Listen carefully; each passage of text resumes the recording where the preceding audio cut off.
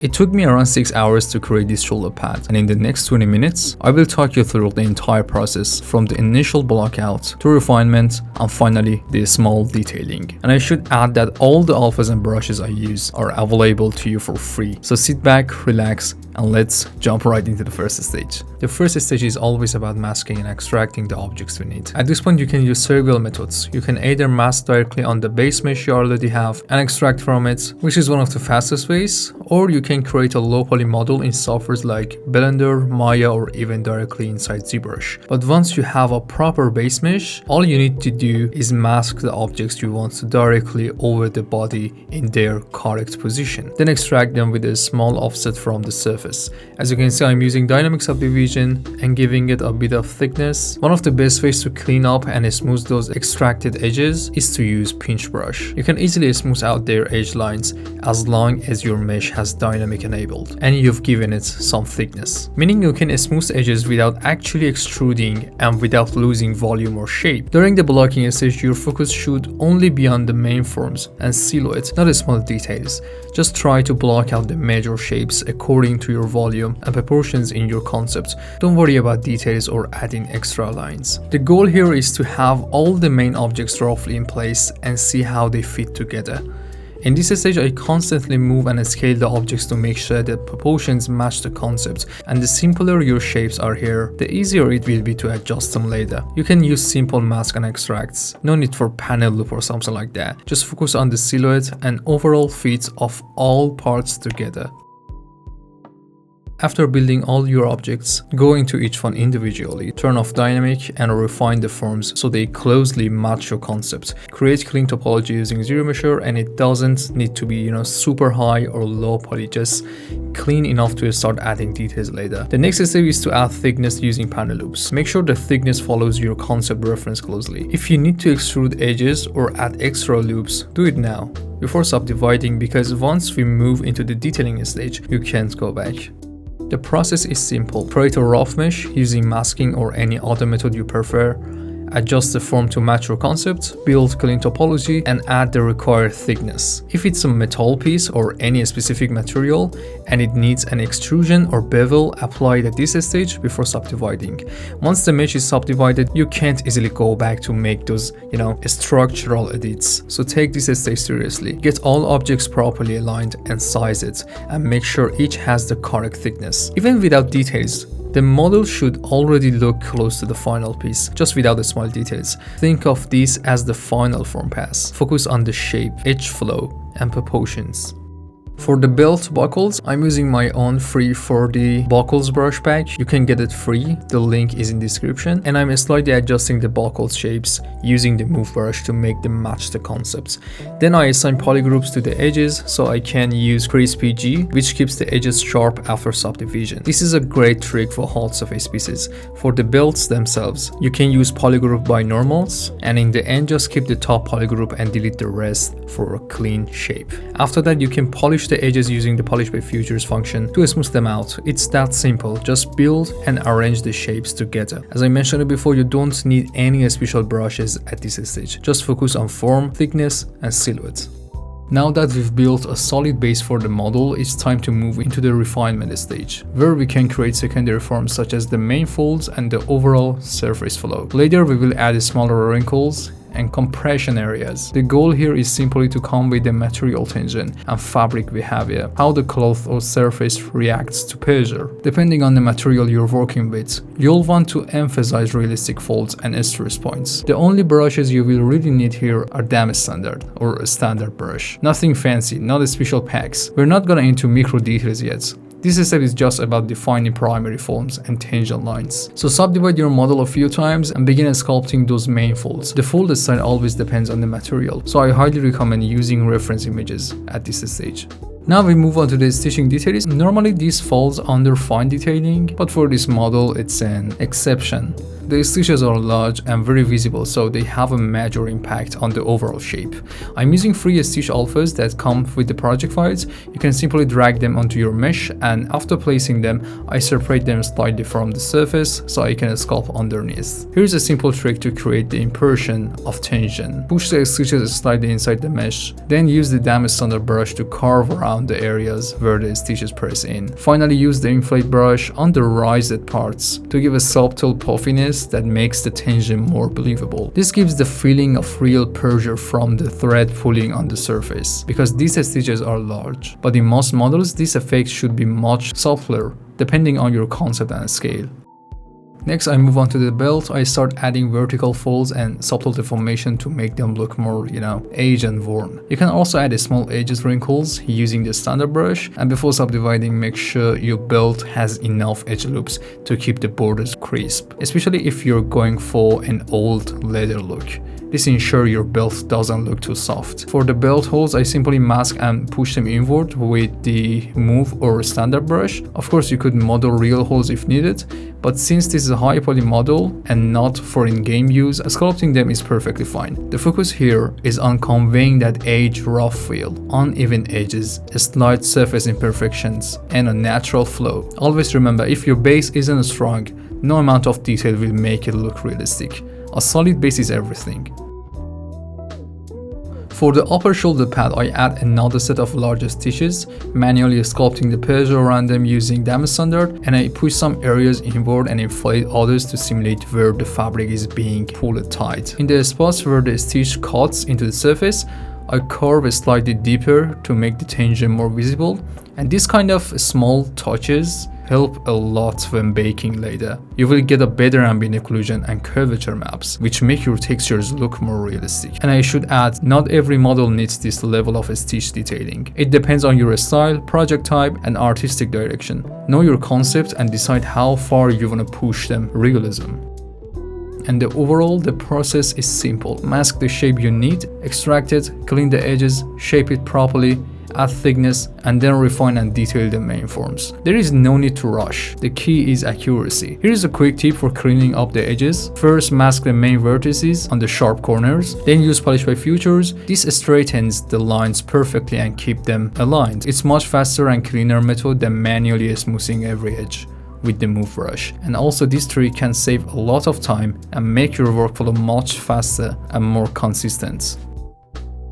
For this type of stitches, I use a simple ring and place them into the model just enough so they slightly penetrate the mesh. Then using the damage standard brush, I push the mesh inward to create that sense of pressure. At first, I focus on positioning them correctly, and then I push them in deeper so that the tension and realism of the stitches feel more believable. And the pressure needs to look natural and convincing. I'm using a model by Kratos as my reference because what he did here was really clever. He created some beautiful, believable areas of tensions, and I'm using that as a concept guide as well. One of the most important thing in sculpting is working from strong references or concept that properly conveys the tension and behavior of the material, whether it's a metal, fabric, leather, or anything else. If you can really read and understand the forms in your reference, nothing can ruin your work, because forms are what make an object believable. All the subtle highs and lows are what make your mesh look better, not the small brushes or micro details. You must first establish the right forms, and only after that start adding details. So at this stage, your full attention should be on conveying the tension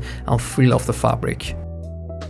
I repeat the exact same process for the lower objects since both of them are quite similar. A common mistake people make when polishing is jumping straight into detailing without first establishing the forms. Most of the feedback I give to others is about overall form and silhouette, not about the small details.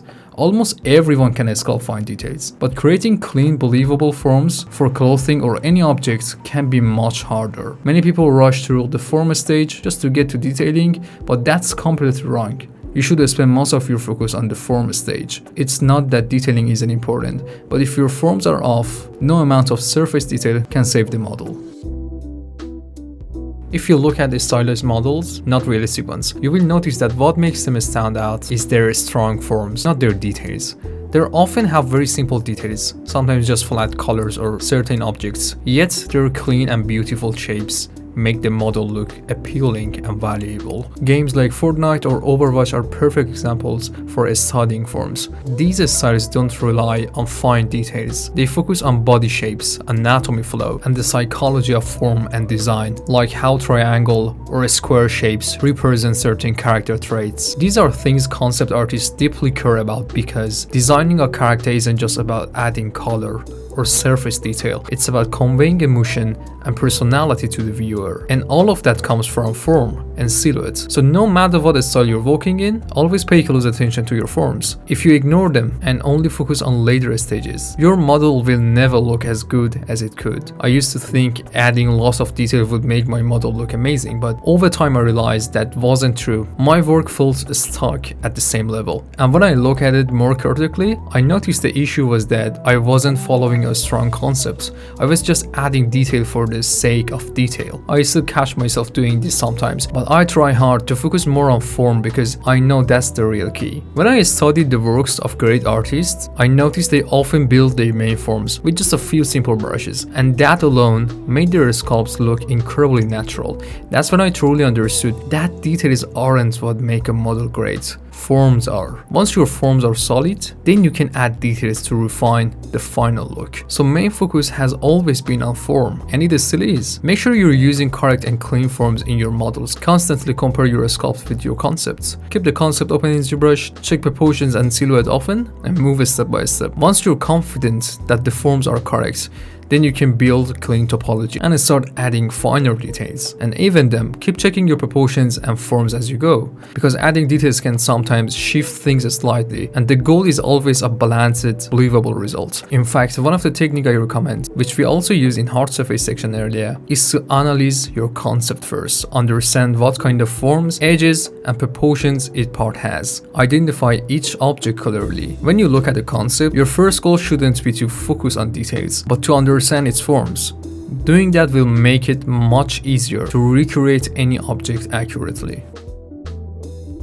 For the alphas I used, I took some from Ruffle Gracity's models and brought them into Photoshop. Then I manually painted over the alphas with a white layer so I could clearly see their forms. You could probably find some AI websites that do this automatically, but I didn't get great results from them, so I had to do it manually, which was actually kind of fun, though a bit time consuming. After that, you can export your black and white image as a normal image in JPEG format and import it into ZBrush as an alpha. It's a really simple process, and you don't need to use transparent images in ZBrush, just black and white. For the details, I've included all the textures and assets I use inside the project files, so you can use them for free. You can import the ladder noise maps and apply them as surface noise on your model. Also, it's better to have basic UV groups for your model beforehand, or if your surface faces the camera directly, you can use a 3D projection method so the noise doesn't stretch. Once you've set it up, you can import it again. I've included this alpha in the project files too. Use the standard brush, set it to drag mode, and simply drag it over your model. A quick tip, always store each layer of detail in a separate layer. I actually forget to put the base noise on a separate one, but usually I place every type of detail in its own layer and save it. And that way I can toggle it off, adjust its intensity, or delete it anytime I want. So definitely use layers for detailing. In the next layer, I use some crack alphas to create nice tearing effects on the leather, especially around the edges. These are also included in the project file, and then I added another layer using the /2 brush, great free ZBrush brush for tears and cuts. How it behaves completely depends on how you drag it on your mesh, and you can use it not just for leather but also on metal, fabric, or any other material. Make sure to do this in a new layer so you can adjust the intensity or delete it if you don't like the results. I usually drag it along the edges first to add subtle damage that makes the leather look more natural, since no real leather has perfect clean edges. Because this character's gear is handmade for that historical period, it's better if it looks, slightly worn rather than perfect. So don't make the tears uniform, keep them random. Also add a few surface cracks here and there, and always use references for rips and tears, and vary your pen pressure to control depth. Press harder in the middle and softer toward the ends so it blends naturally. This gives a really nice turn effect. And pay attention to the shapes of the rips. References will help you to determine the right shapes to use. I use the same workflow for the belt, just with a slightly different noise pattern, since its material is a little different for the shoulder pad, and that's why I did it in a separate layer. I re-imported the alpha I made in Photoshop and drag it across the model on a new layer. You can also add some small imperfections inside the alpha itself, so it's not perfectly clean. That helps make it look more natural. And of course you could take this process even deeper, but I only spent a few hours on this model, so the results could be much more refined with more time. The detailing process is all about this. Add noise, create tears, apply random shapes, and add alphas when needed. It all starts with having a solid base mesh. Build your main folds and overall shapes. Make sure your topology is clean, and if necessary, have proper UVs. Even automatic UVs on subdivision level 1 can work. Once your base is solid, detailing becomes the most enjoyable and easiest part, and it has a huge impact on the final result. So first, make sure your base form is right, and that's the secret.